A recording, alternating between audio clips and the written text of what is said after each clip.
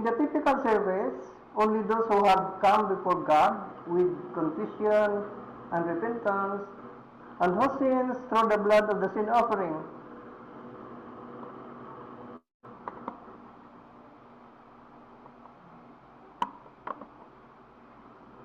were transferred to the sanctuary had a part in the service of the Day of Atonement.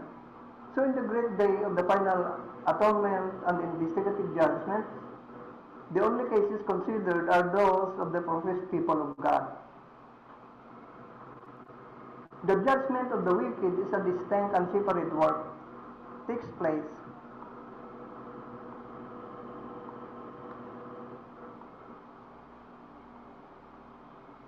at a later period.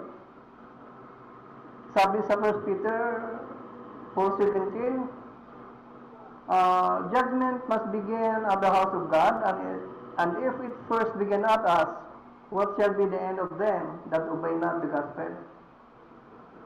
So, sa Tagalog, sa typical na serbisyo, ang mga lumapit lamang sa harap ng Diyos ng may pagtatapat at pagsisisi, at ang mga kasalanang nailipat sa sanktuaryo sa pamamagitan ng dugo ng handog para sa kasalanan ang may bahagi sa serbisyo ng araw ng pagtubos o Day of Atonement.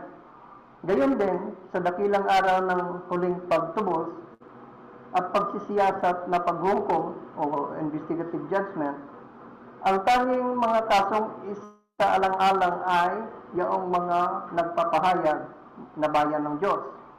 So, hindi sakop dito yung sanlibutan, mga tanging mga kasong isa na lang alang ay yaong mga nagpapahayag na bayan ng Diyos. Ang paghukom sa mga masama ay isang bukod at hiwalay na gawain. So, bukod pala, hiwalay pala ang gawain para sa judgment ng mga makasalanan.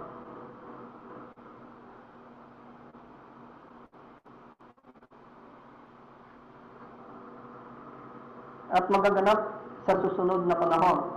Sapagkat dumating na ang panahon ng pasimula ng paghukom sa bahay ng Diyos.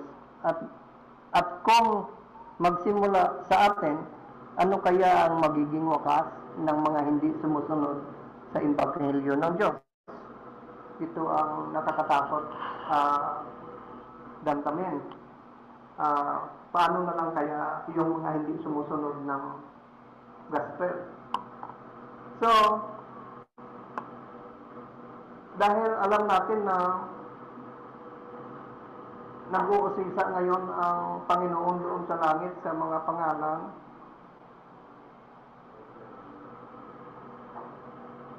ng mga una sa lahat yung mga namatay na nagpo-profess ng pangalan ng Panginoon. Hindi natin alam na baka tapos na yung sa mga patay at lumipat na sa mga buhay. So, hindi natin alam kung bakit baka pangalan na natin ang doon.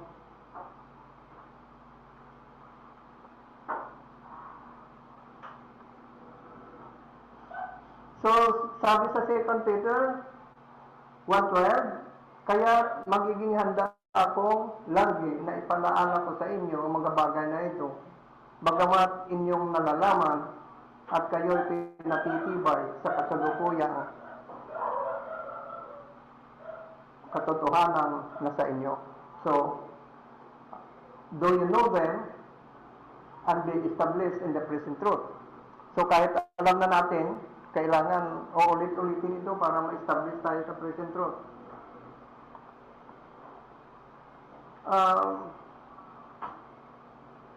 What instruction is given concerning the confession of sin?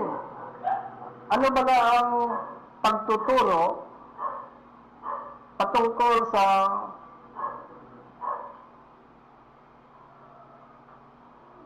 pagtatapat ng kasalanan? Sabi sa Numbers 5:6, salitain mo sa mga anak ni Israel, pagka ang isang lalaki o babae ay nakagawa ng anumang kasalanan na nagagawa ng mga tao na sumasalangsang laban sa Panginoon at ang gayong tao ay naging salarin, ay kanyang isusulit nga ang kanyang kasalanan nagawa. So, ito pala ang nararapat gawin kung nagkasala pala tayo at alam natin na kasalanan yun. Kailangan ipagtapat natin o i-confess natin. Yun ang sabi rito. How futile is it to attempt to hide sin from God? Paano ka walang saysay kung tatangkain natin itago ang ating kasalanan sa Diyos?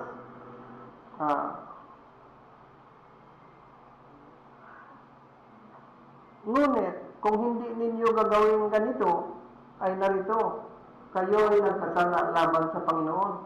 Kung itatago natin ang ating kasalanan, kung hindi ninyo gagawin ang ganito, kayo ay nagkasala laban sa Panginoon at talastasin ninyo na aabutin kayo ng inyong kasalanan. Sabi sa Psalms 90 verse 8, iyong inilagay ang aming kasamaan sa harap mo, ang aming lihim ng mga kasalanan sa liwanag ng inyong mukha. So, hindi pwede pala na may sekreto tayong kasalanan na dahil alam ng Panginoon lahat yan. All things are naked and open unto the eyes of Him with whom we have to do. At walang anumang nilalang na hindi mahahayag sa kaniyang paningin. Ngunit ang lahat ng mga bagay ay hubad at hayag sa harapan ng mga mata niya ang ating pagsusulita. Sa Ecclesiastes 12:14, sapagkat dadalhin ng Diyos ang bawat gawa sa kahatulan, pati ang bawat kubling bagay, maging ito'y mabuti o maging ito'y masama.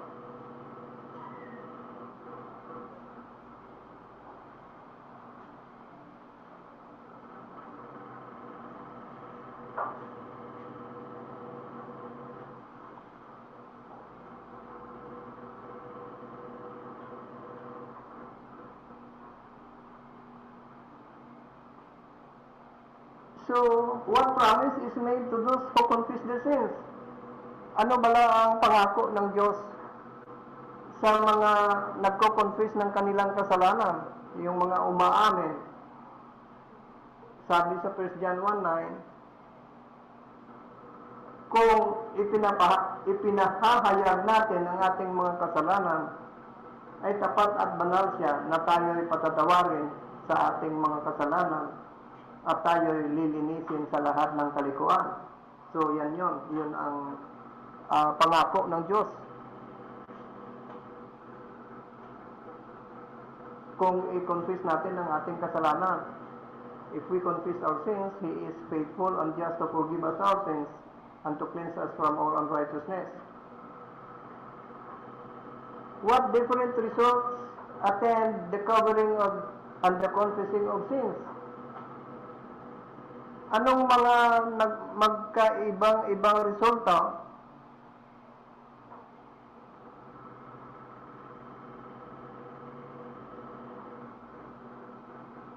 ang sumasama kung itatago natin ang ating kasalanan? He that covereth his sin shall not prosper. So, siyang nagtatakip ng kanyang mga pagsalangsang ay hindi giginhawa. Ngunit, ang nagpapahayag at nag-iiwan ng mga yaon ay magtatamo ng kaawaan. So, yan ang nararapat gawin para mapatawad tayo. Huwag nating takpan ang ating mga pagsalangsang.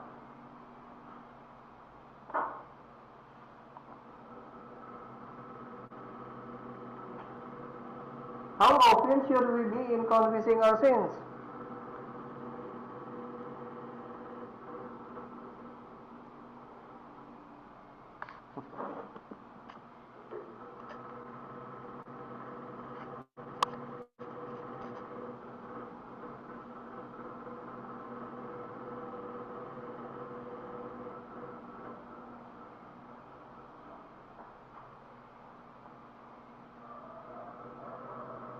Gaano ba kadalas ang nararapat natin gawin na ipagtapat natin ang ating kasalanan sa Panginoon?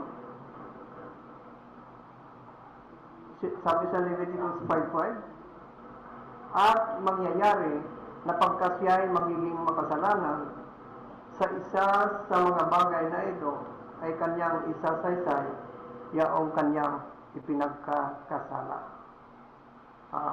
That he shall confess that he has sinned in the thing. So, kailangan i-confess mo talaga yung kasalanan mo. Alam natin na ang pag-confess, pag-aako yan na nakasala ka. So, kailangan i-confess natin ang ating nagawang kasalanan.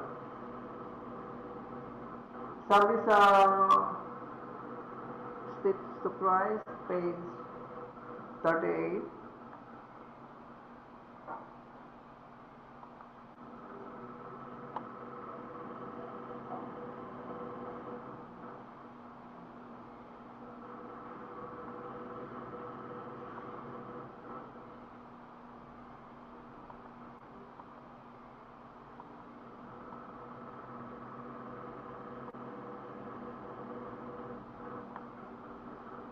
ang tapat na pag-amin ay laging may tiyak na katangian at kinikilala ang mga partikular na kasalanan. So, ito yung mga pag-amin na tapat, may tiyak na katangian at kinikilala ang partikular na kasalanan. Kailangan kilala mo. Maaaring ito ay may likas na dalhin lamang sa harapan ng Diyos. Pag minsan mayroong kasalanan tayo na sa Diyos lamang natin dadalhin, maaaring itong mga kamalian na dapat ipagtapat sa mga taong nasaktan, o pwede rin natin kung sa mga nasaktan nating mga tao, doon natin sa kanila ipagtapat o i-confess. Kung sa ibang tao tayo nagkasala, dahil sa mga ito, maaari itong may pampublikong katangian. Kung sa publiko naman tayo nagkasala, kaya o nakikita, i-confess rin natin in public. Pampublikong katangian at dapat ipagtapat ng pampubliko. Ngunit ang lahat ng pag-amin ay dapat tiyak at direkta sa punto. Ang pag-amin, ang pag-confess, dapat direkta sa punto, wala naliko-liko. Kinikilala ang mismong mga kasalanan na inyong ginawa.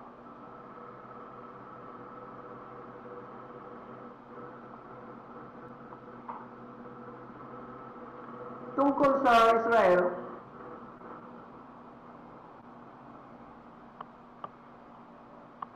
gaano kaganap ang ginawa ng Israel sa pagkilala ng kanilang maling mga gawain?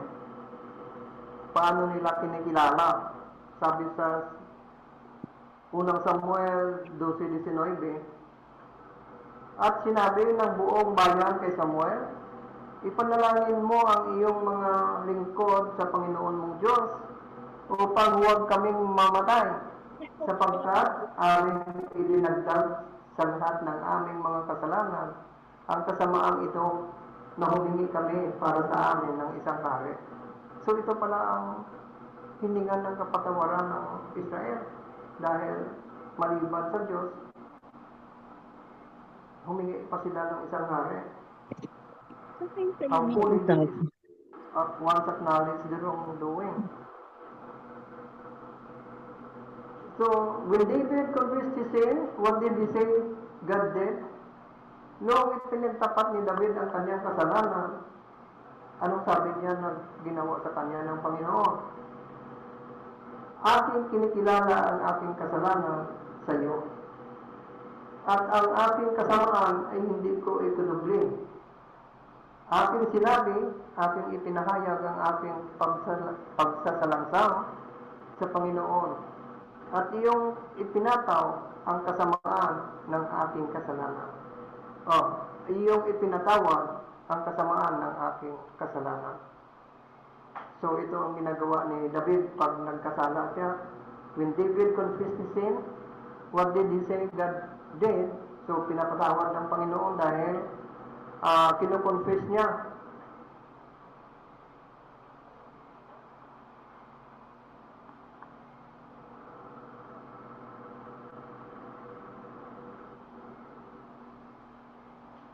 What is the measure of the greatness of God's mercy? Paano sinusukat kung gaano kalaki ang awa ng Diyos? Sabi sa Psalms 103, 103 verse 11, sapagkat kung paanong ang mga langit ay mataas kaysa lupa, ganon kalaki ang kanyang kagandahang loob sa kanila na nangatatakot sa kanya. Grabe, no? Magpatawad ang Diyos gali. Bugos nga nagkakalimtan o buong-buo. Sapagkat kung paano ang mga langit ay mataas kaysa lupa, gayon kalaki ang kanyang kagandahang loob sa kanila na nangatakot sa kanya.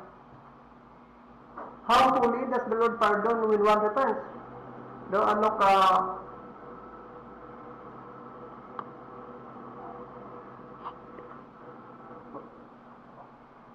Ano kaganap ang ginagawa ng Panginoon pag nagpatawad siya kung may nagsisi? Sabi sa Isaiah 55:7, lisanin ng masama ang kanyang lakad, at ng liko ang kanyang mga pag-iisip, at manumbalik siya sa Panginoon, at kaawaan niya siya. At sa aming Diyos, sapagkat siya ay magpapatawad ng sagana. So, ganyan ang Panginoon. Basta lisanin mo lang ang inyong lakad. Let the wicked forsake his way, and the unrighteous man his thoughts, and let him return unto the Lord. Balik siya sa Panginoon, and He will have mercy upon him, unto our God, and He will abundantly pardon. Magpapatawad siya ng sagana.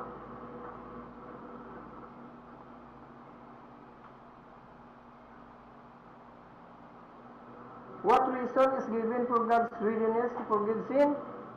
Ano ba ang mga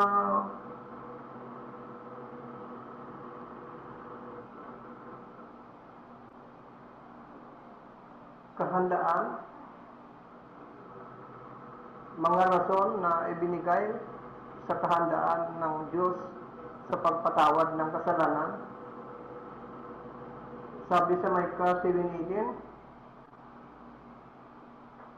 sino ang Diyos na gaya mo, na nagpapatawad ng kasamaan at pinalalagpas ang pagsalansang ng nalabi sa kanyang mana? Hindi niya pinipigil ang kanyang galit ng magpakailanman, sapagkat siya ay nalulugod sa kagandahang loob. So, ganyan ang Diyos. Who is a God like unto thee, that pardons iniquity and passes by the transgression of the remnant of this heritage? He retains not his anger forever, because he delights in mercy. Sapagkat siya ay nalulugod sa kagandahang loob. Sabi pa sa Psalms 78:38, ngunit siya, palibhasa'y puspos ng kaawaan, ay pinatawad ang kanilang kasamaan at hindi sila nilipol. Oo, madalas na inihiwalay ang kanyang galit at hindi pinukaw ang buo niyang puot.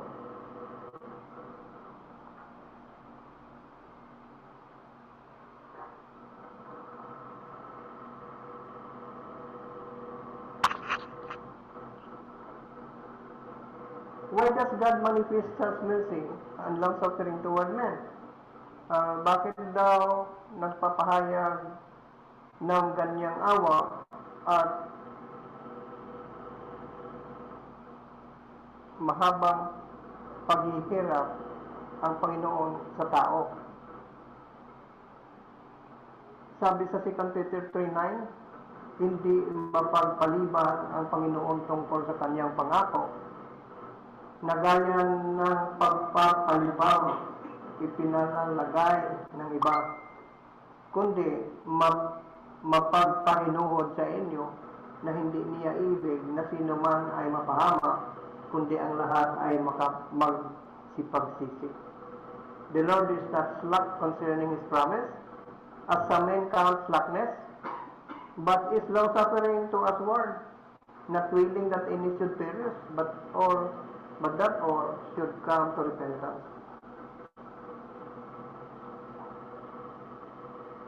Sa Numbers 14:19, ipatawad mo, isinasamo ko sa iyo, ang kasamaan ng bayang ito ayon sa kalakihan ng iyong kaawaan at ayon sa iyong pagkapatawad sa bayang ito mula sa Egypto hanggang ngayon.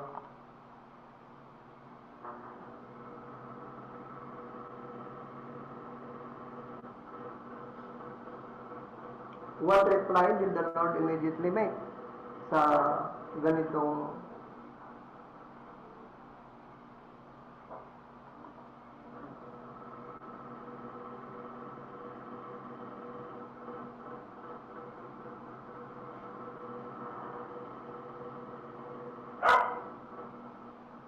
At sinabi ng Panginoon sa Numbers 14:20, at sinabi ng Panginoon, aking pinatawad ayon sa inyong salita.